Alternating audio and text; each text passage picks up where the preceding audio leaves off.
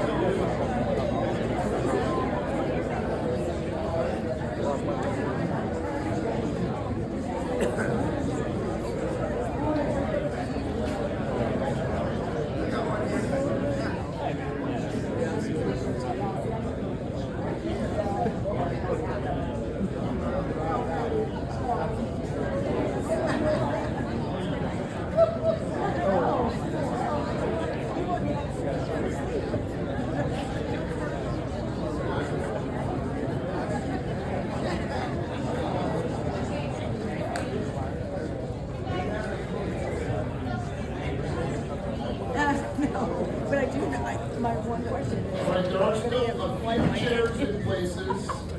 Guys, I know it's a cold night, so just gonna snuggle up. Get ready to get started. Thank you for attending tonight's forum, Mission Ridge, What the Future Holds. I'm Sean Flaherty, publisher of the Wenatchee World. This is your Wenatchee World Forum at Pilots Public Market.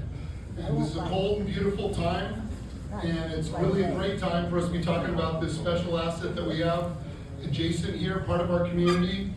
And for those in the audience that want, we have Spanish language translation services by Cafe in the back. If you want a headset, we can do the translation. We also, we brought in coffee and service and water from Cafe. Hopefully that will last. This is a great turnout, and I thank you for coming here. And I'm not going to take a lot more talking. Questions were submitted online in advance of this. And with the size of the group tonight, we will see. Generally at our forums, we try to get the mic around to some people. There's a very good chance everybody won't get to ask a question, but hopefully yours will be much in line with the kinds of questions that are already being asked of people and submitted online. I'm going to turn over this to our journalist, Emily Thornton, and she's going to go ahead and lead us through this. Thank you.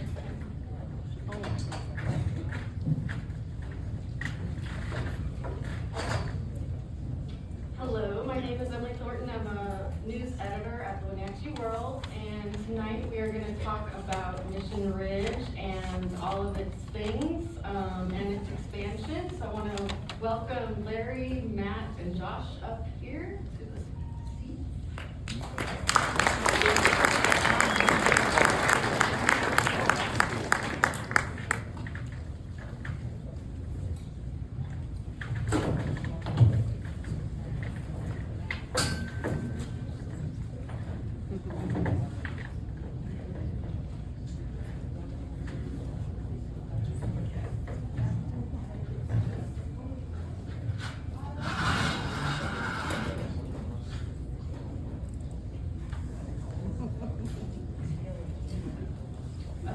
We're just going to start off with introductions, specifically Matt Neubauer, who's the new general manager, and then Josh and Larry. Good evening. My name is Matt Neubauer. I have the distinct pleasure of joining the Mission Ridge team, and so a little bit about me might give some context where I am up here today. So I grew up in the West Side. My mom was raised in Wenatchee. Grandparents, Homer and Peggy Wolf, were longtime residents of Wenatchee, and I am an avid mountain person. I grew up playing soccer, and soccer carried me to Colorado, where I also fell in love with the mountains. So I spent some time trying to be an adult. And then I found my way back to the mountains. And from there, I spent time in Summit County, Colorado, Keystone, and Breckenridge. This opportunity came to come back to Washington State, where my parents were on the west side, and I jumped at the opportunity. So I spent the last 4 winters up at Stevens Pass, and spent the last 5 days with the mission team, and couldn't be happier with where we are, and everything heading with this team. So it's a little bit about me. Love to get to know anyone, chat aside, come see us up the ridge, anything else, but welcome and thank you for being here.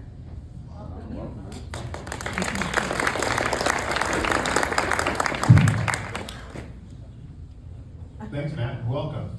I'm Josh Jorgensen. I've had also the distinct pleasure of being the GM at Mission Ridge for the last 13 years, and I'm wrapping up that duty now and handing things over to Matt. I'm going to be going out on my own as a business consultant in the ski industry and working with other ski resorts, hopefully nationwide. I've got a few across the country I'm working with right now. I'm excited about that opportunity. I'm going to stay with the Mission Ridge expansion project as well, and continue to work with that for the next year or two and see where we go with that. Thank you all for coming tonight. What a great turnout. This is amazing, and it's kind of fun to see so many faces that we see you guys all the time at the mountain, a lot of you, but you're kind of disguised in a different way. If we do this again, maybe next time we do some pizza and beer with this and just make it fun. And I'll be sitting in the audience with you probably next time.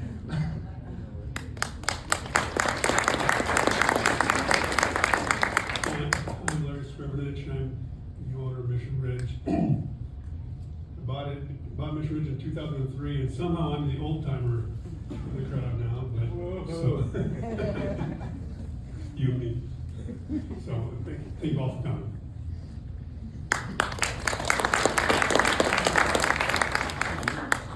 Okay, can one or two of you just start us off with a brief history of Mission Ridge, where you are now, challenges?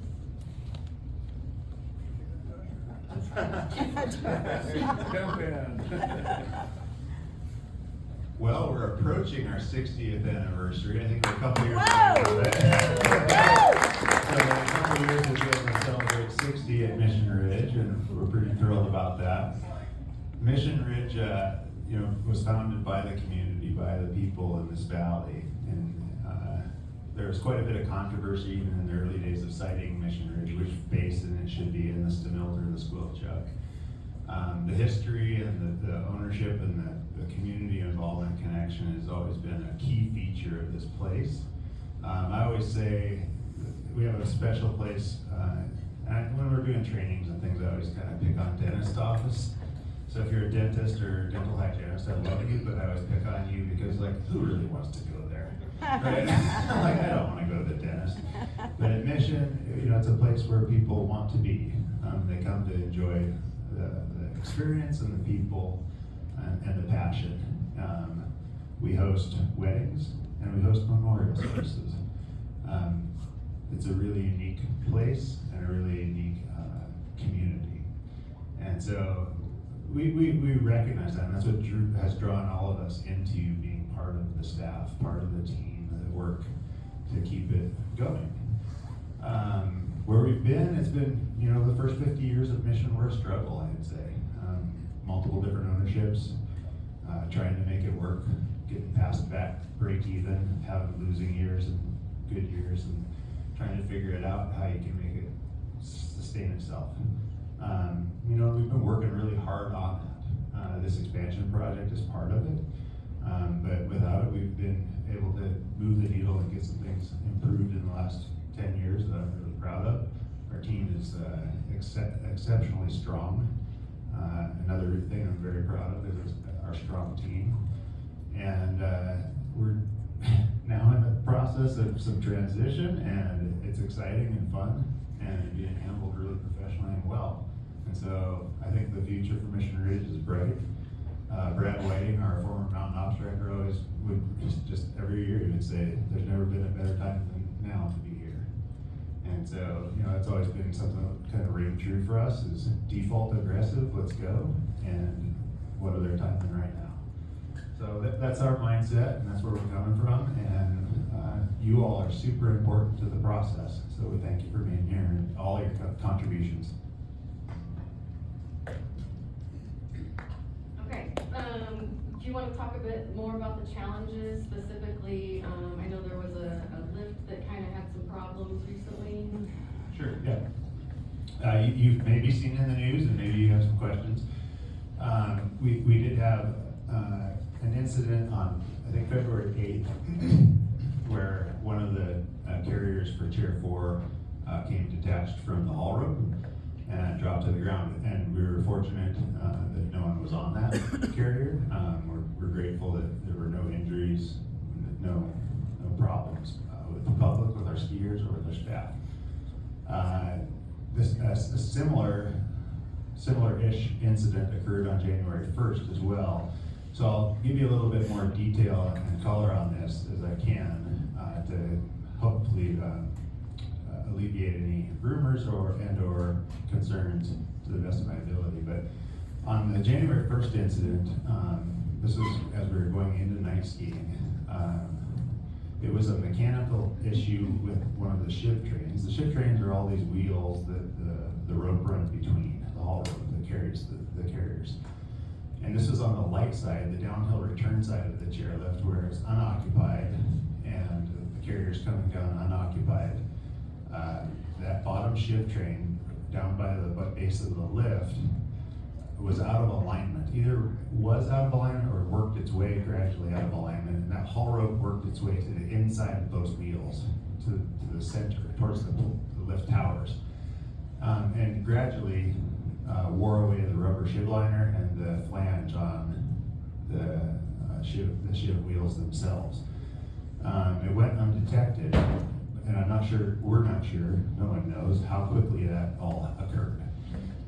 End result was the haul rope dropped off of the wheels to the inside of the wheels, which is not typical.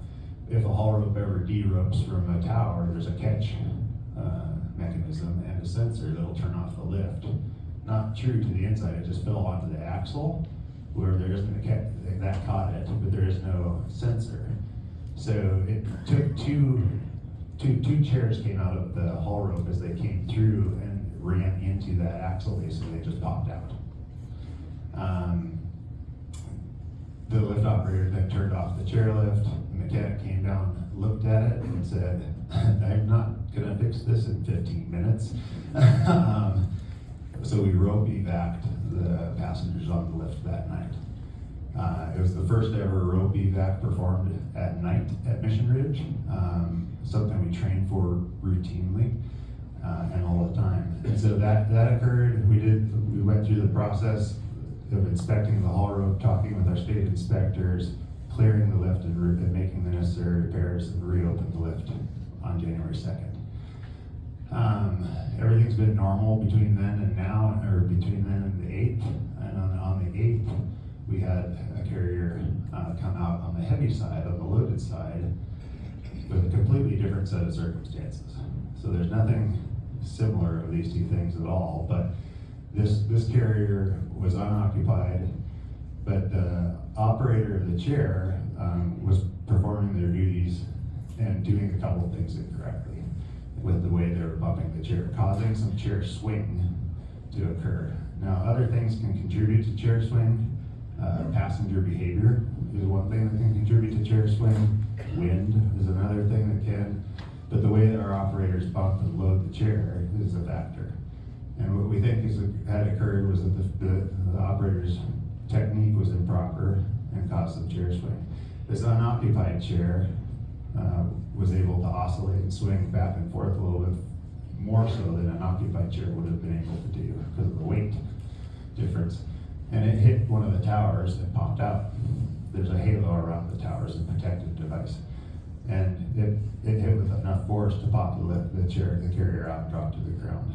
The lift was stopped, it was assessed. We ran the passengers off and we stopped loading and ran the passengers around the lift off. performed a haul rope inspection, called our state inspectors, got clearance, and started running the chair again with a new operator in place. Since that time, we've met and reviewed all of these things, as you can imagine, multiple times. I want to back up a bit and just tell you, like, yes, this is alarming. If you're alarmed, I'm alarmed. It's not something that's normal. And my family ride these chairlifts. I ride these chairlifts, not right now because I'm injured, but people that I love and care about, like a lot of the people in this room, ride these chairlifts. And we do everything we can to be as safe as possible and keep them up to the highest standards and maintenance. All of that said, it's not okay, and it needs to be corrected, and we've made corrective actions in advising with our state agencies and inspectors, and gone above and beyond that. And now we're performing regular monitoring, additional training, and just making sure that we're keeping a tight eye on this lift at all times. Again, safety and trust are like the two most important things in our business. The safety of our staff, the safety of our guests. We can't remove all risk, and if we did, it wouldn't be fun at all, but you shouldn't need to worry about the chairs. So we're on it. There's nothing more important to us. And I want to let you know, I've stayed away from social media and reading the comments for the most part that are out there, but our team is the top team in the Northwest at lift maintenance. Ethan Howell is our lift services director, now our mountain operations director, is on the NCP 77 committee, which is the committee that sets the safety standards for chairlifts nationwide. We have folks that are NDT certified for examining grips and non-destructive testing and checking our hardware and our machinery. We invest into training at a rate that's higher than most ski areas, and we've also basically tripled the budget for lift maintenance and the staffing and expenses over the last 5 years. It's a very significant issue to us, and I have an open door to talk to anybody who wants to talk about it any further, for sure. But I wanted to just make sure that you understand how very critical this is to our continued operation and your continued trust in us to do that correctly. And I think that was the hardest question, the one I was most nervous about coming here for, so thanks for getting it right out of the way. Yeah, we're gonna switch over to, the expansion. Let's talk about how it started and what's going on right now. What do you expect? You should do this. Get it started. Well, where do I? Yeah, we're in approaching year 9 since we started working with Cheyenne County to get this expansion permitted. And I wish I could tell you that we're at some deadline that we see, but I don't have one. What else would?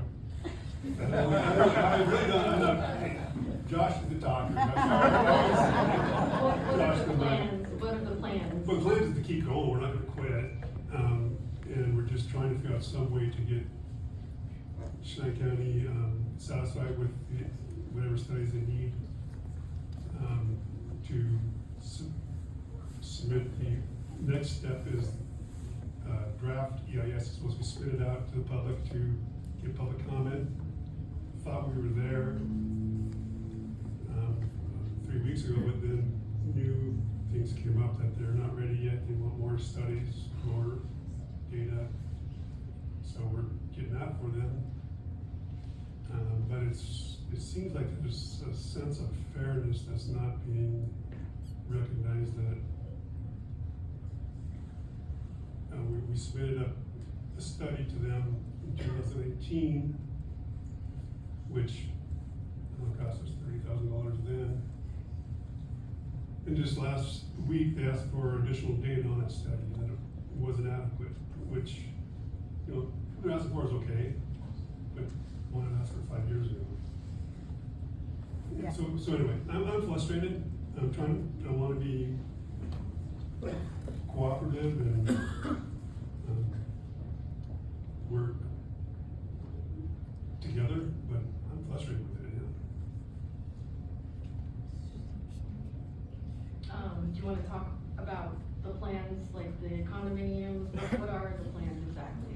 Well, I think most people here probably know, it's a ski village, a small one, as far as ski villages go, but it's pretty good size.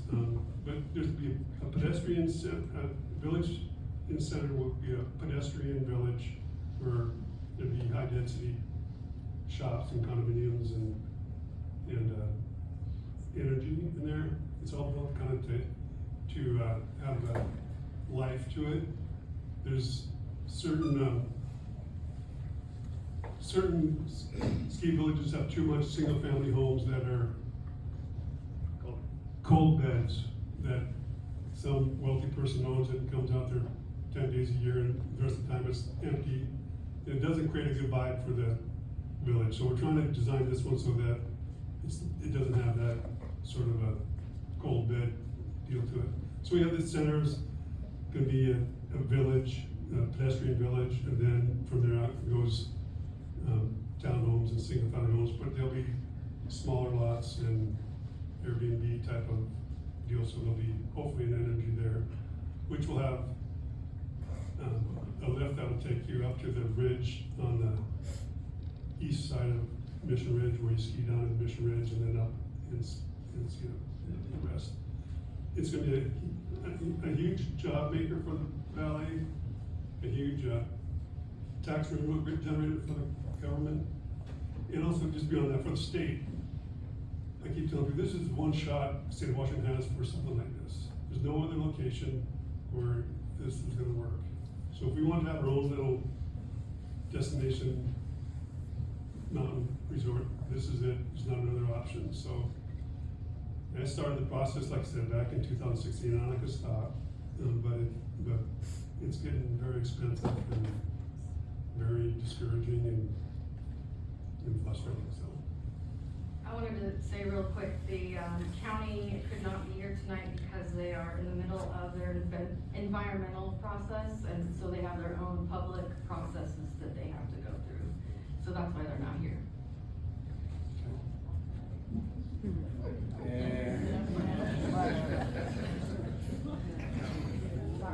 Yeah, we dealt with them so much. Are you concerned about getting any public utilities to the plant expansion? It's a big job, but no, most of the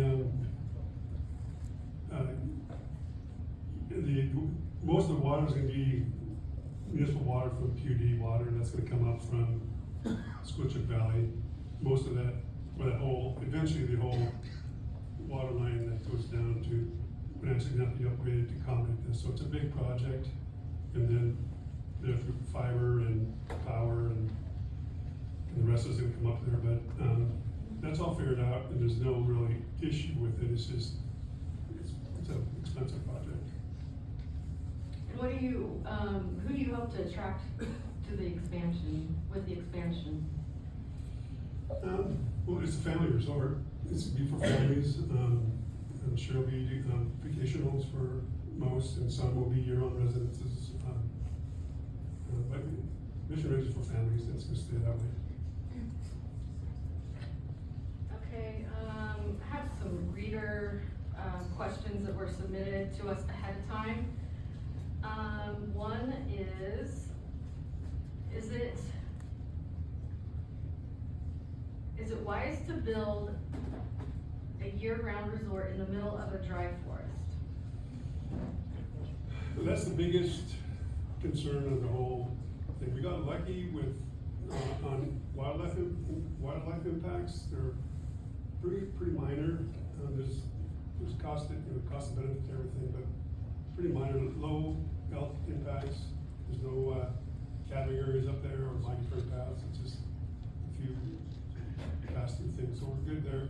But yeah, that fire thing's very serious thing to think about, and we spend a lot of time with the fire plan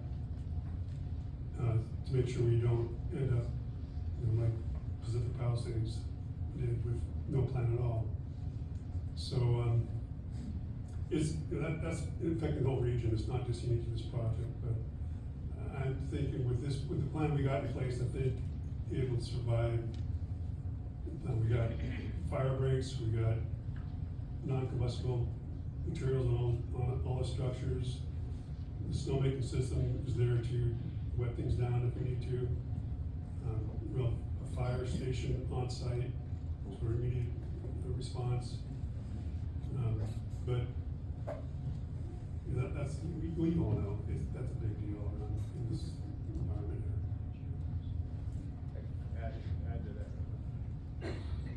Yeah, I mean, when we began dreaming about this project and walking the ground of it, and before we talked to much of anybody, this is an area of concern. Our crew at Mission Ridge for forever has paid attention to the weather forecasts, right? Whether it's winter and snow or summer and lightning. It doesn't matter. We're paying attention, and our folks have responded to natural lightning caused fires for forever. We pay attention. We have people that stay up and will stay the night and be on fire watch.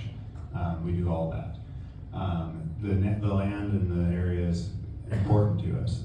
My first year coming on board was July 2012 when the Wenatchee complex and the Table Mountain complex merged at Mission Peak and burned inside the boundary area. And I remember thinking my first weeks on the job, what did I sign up for? It was worse. It was worse. Anyhow, sorry, I laugh in the microphone like that. The end of the day thing is this is the top issue for us as operators. And one of the key differentiators with this project and maybe some other projects that come forth to the county is that we'll be an operator that's forever connected to this project. We're not a developer that comes in and builds a subdivision of homes and then moves on to the next town and builds another subdivision and moves on. And nothing against those guys, but this is us building the community for our people that we want to live in and retire in together, and we're gonna own and operate in perpetuity. Like, its connection to the resort is forever. And so the management practices and principles around mitigating fire concerns were top of mind. We submitted a fire engineered fire protection plan report before it was required of us. I mean, I don't even know if it still has been required of us, but we hired a fire protection engineer to design a report for this project at the very outset back in 2017. And that package has been updated multiple times. We've met with multiple different fire marshals, multiple different fire authorities in the county and discussed the issues and mitigation and how we can best prevent and prepare for the eventuality of fire. So it's a very thoroughly examined topic area in the EIS, and you'll see that when the draft EIS is published. It should be very substantial and answer a lot of questions. But one thing I can tell you about all of these things, Emily, none of us are engineers or experts on all of the little details. So we would have to refer back to the experts for a lot of this stuff, but in general, that's what's in. It's definitely fully addressed in the project DEIS. Okay, so another reader submitted question. Can Mission Ridge be certain the increased water usage won't negatively affect existing home and orchard owners who rely on the Squilcheck Basin? Oh, yeah, we did analysis of that, and since we're using PUD water, we're be adding water to the aquifer, not taking water from the aquifer, so we should be a net gain over time. Not to mention the snowmaking, which brings water melt in the spring when we want it, so it should be a benefit for those people. Okay. Another reader submitted question. What assurances can you give that Mission Ridge will remain in local hands for the foreseeable future? I think you already talked about that, but do you want to talk about it real quick? It's okay. It's not for sale.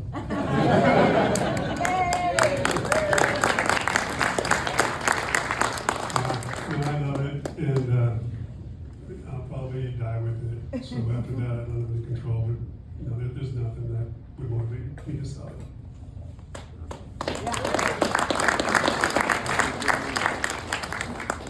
Okay, another submitted question. Is there a plan to add a chair 5 between chairs 3 and 4? Yeah, yes, there is. It's, we submitted for the permit to the, it's on Fish and Wildlife land, so takes longer to work through there, but yeah, you'll come up, chair 4, exit to the right, ski down Lomax, and load there, take you up to the top of Windy Ridge. So that's chair 5. So, The unload's actually a couple hundred yards, lookers left of the top. So it's in a Yeah, little yeah. wind protected spot, there'll still be a little bit of a hike to get to the top. right, yeah, there's a, if you look up here, you see it where there's room protection there, so it's not the total top, but it's gonna be a pretty cool lift. Yeah. Yeah, real cool. Okay, last question. Why should taxpayers foot the bill for road improvements for all of the trips up and down the mountain? As far as I know, they're not. Yeah. I think I'm paying for it. Current road? Are we talking about the current road? I believe so, Second or any access. expansion. There's, the existing roads aren't gonna be upgraded. There are a few, in the traffic plan, there's a few intersections that appear to be impacted in town that need to be modified. And then from the existing Mission Ridge base area to the village, there's a road there that this taxpayers aren't paying for. There's no, well, nothing's been figured out how it's gonna be paid for, but there's no plan for taxpayers paying for it. Hey Larry, how about they always talk about a second access road. Well, that's one thing that we've looked at real hard. We'd love to have a secondary access, but there's no way to do it, No. which is typical of ski resorts. You know, I don't know any. Okay, So- just hold right there. We're gonna, switch to any audience questions. Oh, you're losing your mic.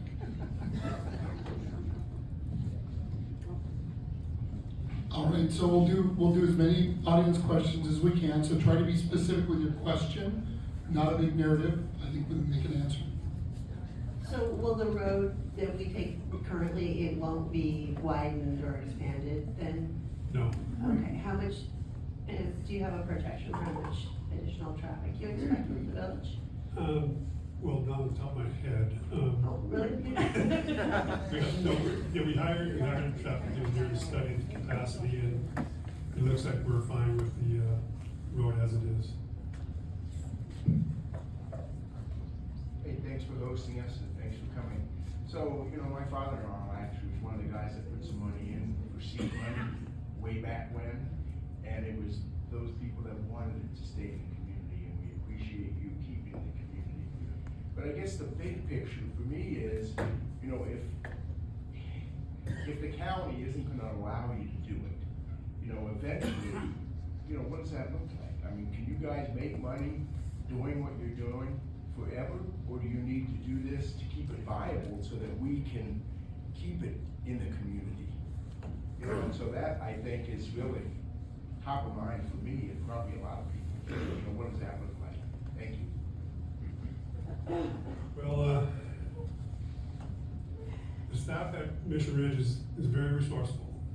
We can get by on, we're just scrapping by season to season, so I'm not gonna say it's not gonna happen, but the ski business is a very expensive business. We looked at, you know, chair 1, how to base is original chairs put in 1966. Any normal business would have replaced it a while ago. Replacing would cost $7 million. And that's the cheapest chair we have to replace. And Mission can't afford that. So how long can we keep these chairs repaired and spinning and safe? You know, probably quite a while, but but who knows? Larry Ridlow went out of business in 2003, we all know that. Sir. The amount of capital expenditure necessary at Mission to bring it into a state where it's modern with its competitors is staggering. And yeah, we can keep it going the way it is, and there's a lot we can do, and we will continue to do, regardless of this project. But this project facilitates all of those things much faster. And we can do a lot more with that. Okay, I talked to the head of the county, and one question you said about the one way in, one way out at Mission Ridge. Well, 95% of the skiers in this country are that way. But my real quick comment is, Larry, I recall that the county would receive, and this is probably an old number, $13 million in taxes, which is about 10% of the county's budget. And maybe that number's higher, so the comment about the taxpayers paying is just the opposite. It's the opposite. Yeah, I don't know what the $13 million deal is, but just, these homes are gonna go up there, are gonna be mostly a bunch of vacation homes, paying school taxes, and the real estate taxes, they're not gonna get the schools. And that'd be a lot of revenue with very little impacts compared to a year-round resident in the county. So it's a big benefit for the Cheyenne County government on a tax basis.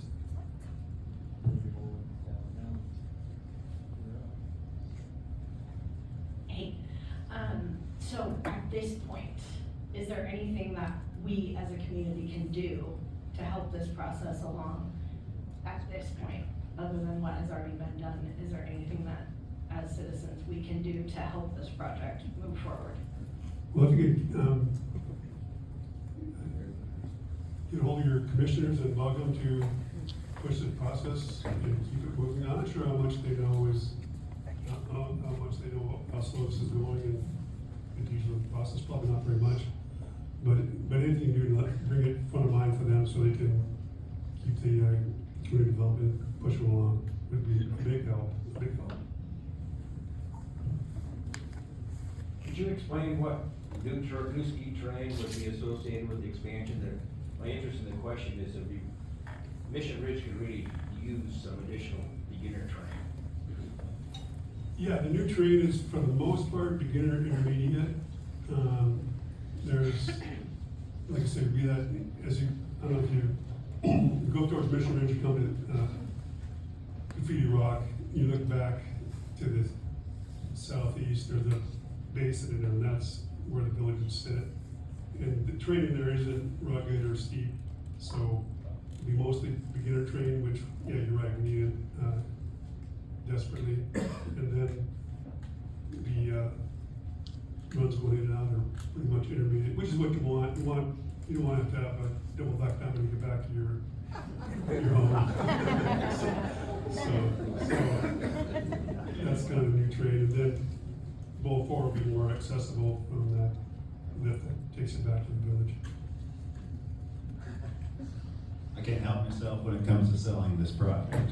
So, you've all probably heard my sales pitch before, but it solves a bunch of problems for us at Mission Ridge, parking being one of them. Who's had a busy parking day at Mission Ridge, or you maybe didn't think you wanted to go because of that issue alone? This will help with that. There's really nowhere to add parking at Mission. It's a basin. We're at the bottom. It's narrow. There's nowhere to go. We're going to keep coming down into town with the cars, parking cars down here and shuttling them up if we have to, but this would help with that. The other thing that this would add for us, and that is immensely popular on top of beginner terrain. I mean, we're operating really on a 1 acre beginner terrain piece right now, plus median. It's not very good. This will solve that. The other thing is Nordic skiing, cross-country skiing, and snowshoeing. We'll have Nordic trails, Nordic skiing out there, which we don't currently offer, which is a detriment to the business and to our guests. Additionally, other non-ski activities like snow tubing and just hanging out in the village and doing small snowshoe hikes, all sorts of other opportunities for non-skiers to engage with winter outdoor sports. And finally, summer operations as well. So we'll have some opportunity to be active in the summer on private property in the village and do some summer ops and maybe have some fun in the summer that we can't currently have. So it solves a whole bunch of different issues where there's peak demand and interest in outdoor recreation, and we're pretty excited about all of those features of the plan. All right. My question is just why do you guys think Mission Ridge, being as narrow and isolated and with the one road, and why do you think you guys shouldn't have to follow the code of having 2 roads in for emergency services and whatnot in such a dry place, especially considering Larry keeps saying it's for mostly vacation homes? Okay, well, the code doesn't require a secondary access. If it's possible, you have to put it in, but if it's not possible, you can mitigate the situation to bring the risk down to reasonable levels. That's what we did. It's also, we came up with this idea too, is that, the secondary access code calls for 2-lane road. Well, I don't know what the slope is, but it's tough. But that village isn't that far from Squilchuck State Park. So you can get out on foot in about 15 minutes. So we're gonna be having some evac routes that'll be easy to evac with either side-by-sides or foot or whatever. So in the event that you need to get out and Mission Road is blocked, you're not gonna have to bushwalk across this forest. It'll be a quick way to get down to the road and back out. So, but that's something that a lot of people think that it's a requirement, and we get some sort of variance in order to get this in without the secondary access, but it's not the case. So, mine's more of a comment, you can respond to it, but I do want to make you very aware that there's a large population of skiers in this valley that are very opposed to this project. I grew up in Colorado. Matt, I ski at the resorts I used to work at. When I moved here, I moved here in part because of Mission Ridge was there. It was this quiet, little, amazing, little terrain. And the idea of literally putting a resort on top of Squilchuck Park, like you all been to Squilchuck, they want to put a resort on top of Squilchuck Park. So when you go to Squilchuck, you're seeing what's up there. And to bring that type of stuff in, I don't quite understand it. And the idea that we have to expand to make it, I think you're missing a huge point here, that there are models out there across the country of community-run ski resorts that don't need real estate from what I've noticed. And I understand you're frustrated with the Chelan County and all that. That's because those regulations are there for a reason. They're there to protect our environment. They're there to protect our viewscape. They're there to make sure that people stay safe. And I've explored all up in those areas. There's migratory elk up there all the time. I've seen bedding up there. It's to me, you're putting lipstick on a pig, and I just want to make sure especially Matt, you coming in new to this, they might tell you all these things, but there's a large population here that's very opposed to it, that loves Mission Ridge how it is, and would love for us to, instead of sinking millions of dollars, you just spend millions of dollars on a partial right below Mission Ridge. Why not invest that into that ski lift? So I just want you to know, I just want you to know that there's a big population here, that some of us in this room, that there's another way. You're aware that there's people that aren't in favor of what we're doing here, but You have money. that's just, I'm done. that's fine. I understand, I respect your position. When did Seattle become local? Yeah. That was well said. You know, Seattle and Colorado need to go back. Exactly. Yeah. Well said. I also grew up in Colorado, in Boulder. They have a small ski area 20 miles out of town named Eldora. It's functioning without a whole ski village right at Eldora. Oh my God. It just seems way overkill to put 600 condominiums up at the end of a little windy road up in the hills up there. Thank you.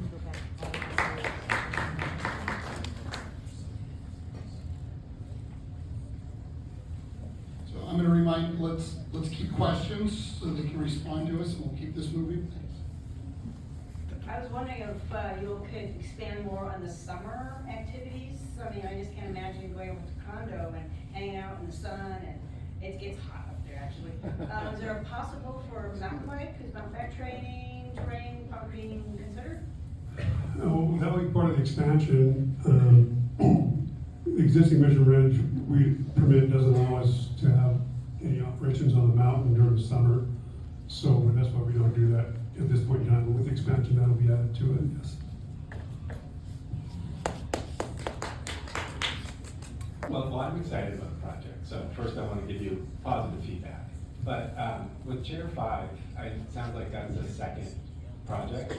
Once that gets approved, how quick would that be put in place?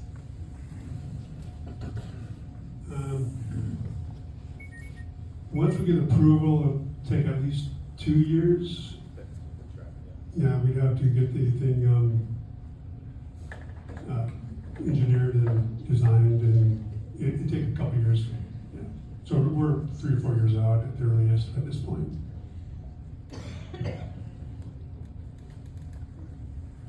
I think I'm next. So I'm local, season pass holder, love skiing up there. But I gotta ask the question. All the marketing I've read on the expansion talks about it improving the skier experience. So as a local season pass holder, how is my skiing experience gonna be improved by this expansion?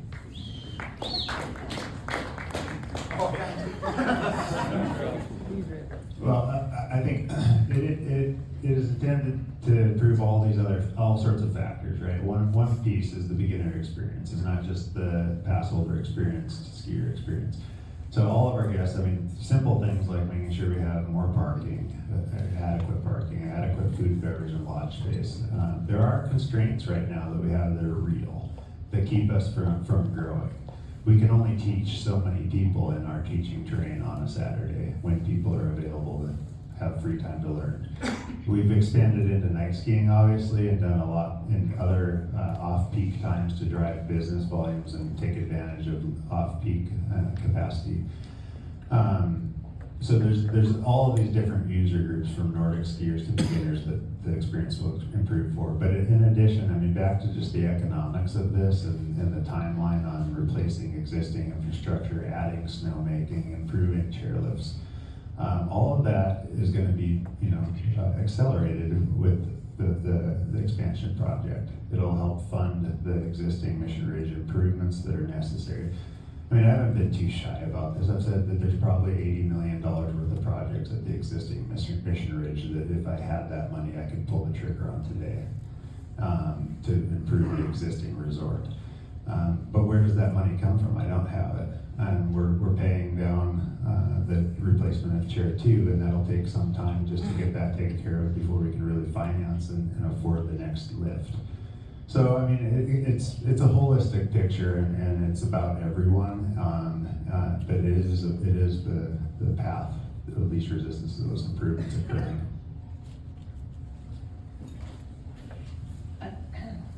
Two questions. One is, how critical are single-family homes or residences to the economic viability of this?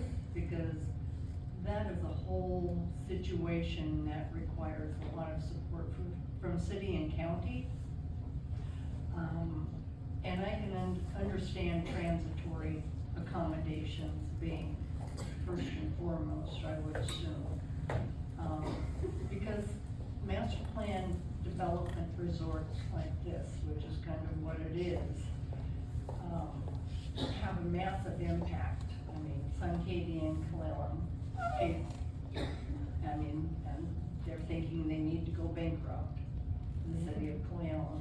So just kind of phasing and trying to figure out how this works so that it's always sustainable, because right now, I mean, I've had a number of businesses in my life, and it's hard to make a profit in general, consistently, year after year, because the economy has, blah, blah, blah, blah. Anyway, so that to me is a really, really critical piece. I think road improvements by the county will be significant in order to keep people safe, because that is really a stupid road, that you have to drive really slowly on. And people don't always know how to drive in the snow. They don't downshift.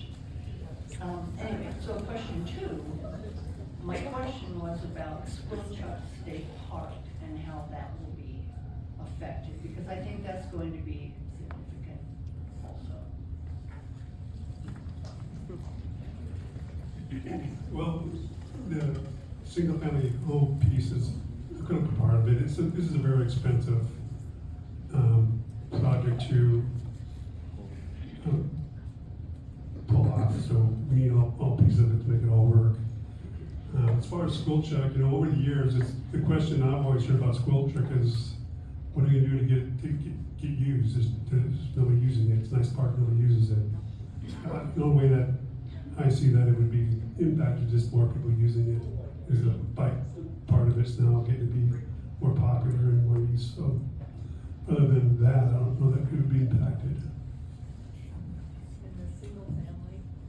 It's a critical part. It's all part of it. 30%. Oh, it's single family as far as year-round occupancy, or? How important is the impact percentage-wise for the success of the whole? It's that part of it, yeah. I don't think it would work without some single-family homes. Yeah, I was just wondering, have you looked into insurance and would they be willing to insure you against fire? I know that's an issue for the whole country now. Yeah, it is an issue. No, we haven't really got to the point where we look at that yet. We're getting insurance now at Mission Ridge for fire, so we imagine that we'll be able to get it for the expansion as well. I'd like to go back to the question of fire preparedness. In light of all the stuff that's been going on in Southern California, and locally, we have had massive wildfires. We are living, whether we're in the city or not, on the cusp of the wilderness. And there are many things that are changing. Our climate is getting hotter and drier, which is a huge combustion point. There are many fires that have been started by human beings, not lightning. And fires, especially in the California area, that have started with utilities. And that's been a concern that many of us have here. Are you planning on having wires going up for the electricity, burying them so they don't go into the wind and branches falling on them, which is huge in the Seattle area, I know. Are you planning on solar, which would do away with some of those problems? If you're planning a resort the size of Kashmir, there are a lot of things that go into that size of a community, even though it's small. All the electric powers will be buried. There's not going to be above ground electrical. You're right. It's a problem. The whole region has to deal with is this fire thing. The one advantage we have is we're starting with a clean slate and can build it fire-wise and smart and with a plan so that we will survive a fire if it comes up, and we can have fire break and the non-combustible materials. These older homes that have been built over the years without any thought to that are the ones that got a lot of risk, which we're hoping to not have to be part of our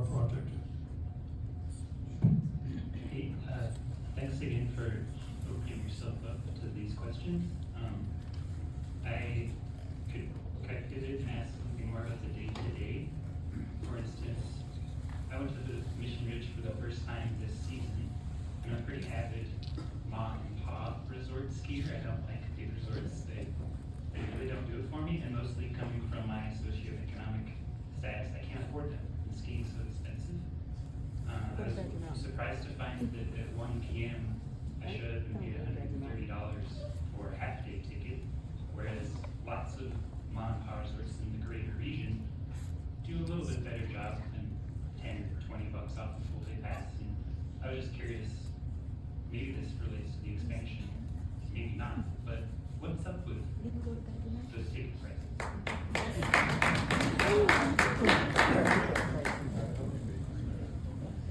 Well, I wish it was cheap to run a ski resort, and it's not. And we have certain days, we have about 20, 25 days of the year where we gotta make our money. That's peak weekend days. We have to charge a lot. I admit it's expensive. But there are also non-peak days that's a lot less expensive. You can get a midweek pass for $400, $300, and ski all winter long midweek. And I know there's guys up there that average $5 a day to ski Mission Ridge. So, yeah, if you want to go up on Martin Luther King weekend and park in the parking lot on Saturday or Sunday, we're gonna have to charge you because we just gotta, because things goes up in pay.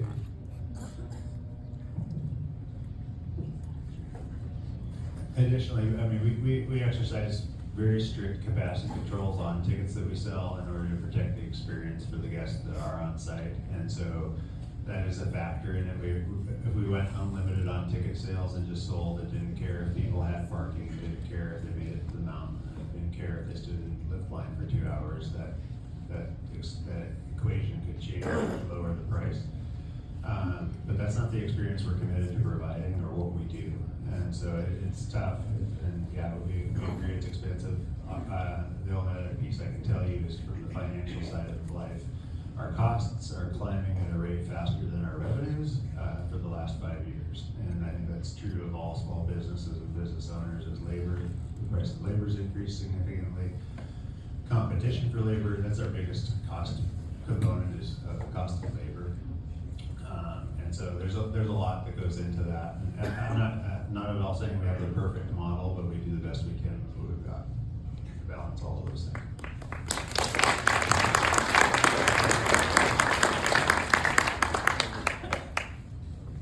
Hello, I do have a question, but before I ask it, first, as a father of 4 young kids, I just want to express my appreciation for maintaining what I've experienced as the most affordable ages 0 to 7 tickets. I would go on the edge possibly in the whole country that my kids I can pay $20 and they can ski the entire mountain until they're age 7 or 8, I can't recall which, all year long. So thank you. My question is, have you explored financial incentives or breaks, let's call it considerations, for full-time local season pass holders to be included as part of this expansion? And I'll give you a few examples. Number one, if parking does become a cost, locals and their price for parking, what that would be in comparison to out-of-towners. As we know, with attractions like these, margins are going to be made largely in part off out-of-towners. My personal opinion is, please go right ahead and charge out-of-towners. In addition to that, thinking about season pass costs, single-day ticket costs, half-day ticket costs, for those of us that can demonstrate we are full-time residents. Wondering if any of the above or something related to has been considered long-term as part of the expansion. Thank you. I love the idea and the concept. Unfortunately, from what I know, and when we've explored these avenues before with the Forest Service, we're regulated against being able to discriminate local versus somebody else via our permit. So if we offer a locals discount, it effectively is a discount that's offered to the entire masses, to the whole population. So that's a piece of the component. I can check back in on that and see where we're at. It's been a number of years since I've asked the question, but that's the short answer on the local versus. It happens in other ways. I mean, pass holders generally have, or generally are local because that's how they can take advantage of it. So it is effectively sort of a discount for locals because it's something they can use enough times to save money on versus ticket purchases. But outside of that, I don't have an answer for your question, although I love it. Sorry, just in follow-up to that, to help you in your follow-up, I'll cite a couple of examples.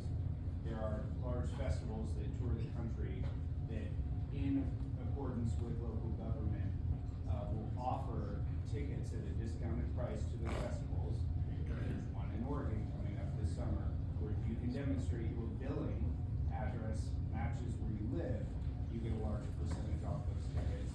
That's in accordance with like that in Oregon. And then as another example, if you look at waste management gives you free dumps if you can demonstrate you have a residence within a certain area of the valley. So just to assist in your follow-up in that, because I think us locals would be quite appreciative. Yeah, I know you would be, and I would be too. I just think it's part of our federal special use permit with the Forest Service, and so they don't necessarily really care too much about what state or what region people are from. They want equitable pricing for all. Is that equitable pricing All right, statewide then? we're gonna take one more question. Hi, I'm wondering, you're looking to increase the skier acreage somewhat, and what kind of percentage increase are you expecting on your daily skier, your guest number, versus the amount of extra terrain you have? In other words, are we gonna be looking at more crowded mountain, a lesser ski experience in my mind by having that increased density of skiers on the mountain? There probably is a natural growth that will increase the number of skiers on the mountain. That's a bit of a crystal ball. We've done some analysis into it and to try and project forward what that looks like. The other thing we didn't really highlight is that once approved, this project is going to take 20 years to build completely. But the majority of the cost structure and the benefits are going to occur in phase one in the beginning. So all of the additional services, ski terrain, all of those things are requirements in the beginning of the project to support the rest of it. And so it's a very expensive front-loaded project on infrastructure, ski lifts and runs. We'll be putting in 3 new chairlifts, multiple surface lifts. And so all of that component will be in place for the first 5 to 10 years without all of the additional people. But at full build out, I would expect that we're going to start our comfortable carrying capacity for the resort will probably just about double in terms of how many skiers we can accommodate. I've told Matt, who hasn't talked much tonight, unfortunately. Smart Matt. But yeah, smart guy. What blew I came from Snoqualmie Pass, right? And when I showed up here, I think there were a lot of people who didn't like me or were skeptical for sure. And there's still some people who don't like me, that's for sure. But at the end of the day, I wanted to be at a mountain that was well managed, that managed within its capacity, because I'd worked for 20 years at a mountain that was over capacity every minute of the day. And so the protection of the quality of the experience is super important to us as a team. It will grow. But what I told Matt was, President's Weekend's coming. Middle of the day when the parking lot's absolutely full and you've done everything you can do to make sure every guest is out there, you need to go ski. And ski chair 3 and stop on Tokatai and count how many minutes before you see another skier come by. With the mountain full. And we love that. Yes, absolutely. No, absolutely, we love that. Can it take a little bit more and still be the same and you might not notice? Probably. But there's going to be a tipping point with everything where it turns from good to bad. And that's the magic 8-ball or crystal ball equation that we're always gonna have to keep our hand on the dial and make sure we're managing capacity. Whatever the capacity is. I mean, the capacity could double and what we're doing could double and nobody can feel fine. But that's a task of operation that we need to do. And, you know, the big boy competitors in the ski business are generally doing the opposite, which makes it a little easier for us. We can just look at what they're doing and say, do the opposite, and it works. So, you know, that's where we're coming from. Okay, we're gonna close now. If there's anything else you wanna add or close off with? I want to say thank you to everybody. It has been the biggest pleasure of my life to be the general manager of Mission Ridge. I've made a million friends. Love you guys.